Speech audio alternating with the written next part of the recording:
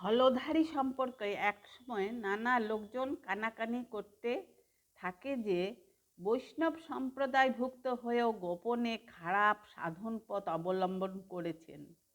কিন্তু হলধারী বাকসিদ্ধ, তাই ওই কথা আলোচনা বা হাসাহাসি করতে কেউ সাহস পেতেন না।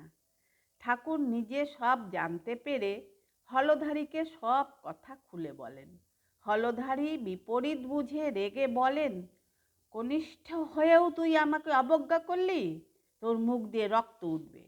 এই ঘটনার কিছুকাল পরে একদিন রাতে ঠাকুরের মুখ দিয়ে সত্য সত্যিই রক্ত বের হতে লাগলো। পরে ঠাকুর বলেছেন যে শিম পাতার রসের মতো রক্তের রং এত গাঢ় যে কিছুটা রক্ত বাইরে পড়লেও কিছুটা রক্ত মুখের ভেতরে জমে গিয়ে দাঁতের সামনে জটের মতো ঝুলছিল। ঠাকুর সে সময় মুখের ভেতর কাপড় চাপা দিয়ে রক্ত বন্ধ করার চেষ্টা করেন, কিন্তু রক্ত বন্ধ হচ্ছিল না। খবর পেয়ে লোকজন ছুটে আসে।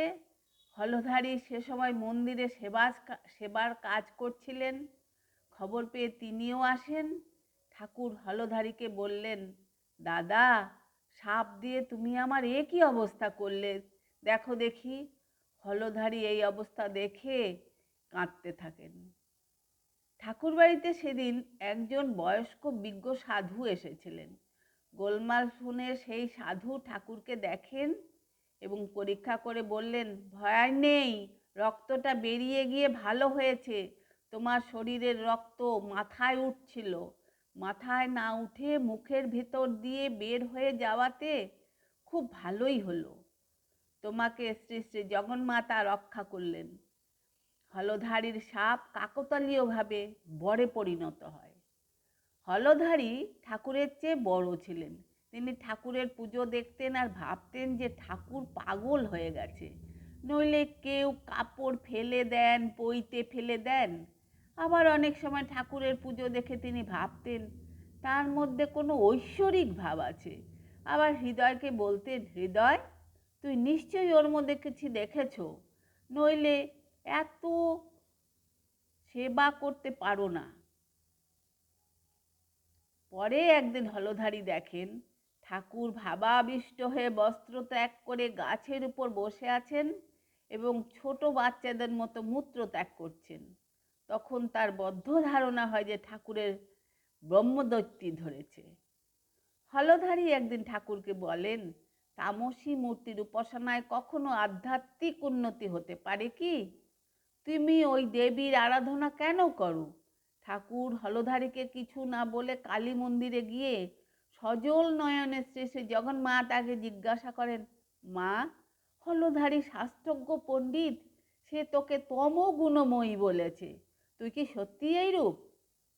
এরপর ঠাকুর জগদম্বার মুখে ওই বিষয়ে সব তত্ত্ব ধারণা দিয়ে জানতে পেরে আনন্দে হলধারীর কাছে ছুটে যান এবং বলেন, তুই মাকে তামসী বলিস? মাকে তামসী? মা যে সব ত্রিগুণময়ী, আবার শুদ্ধ তত্ত্ব গুণময়ী।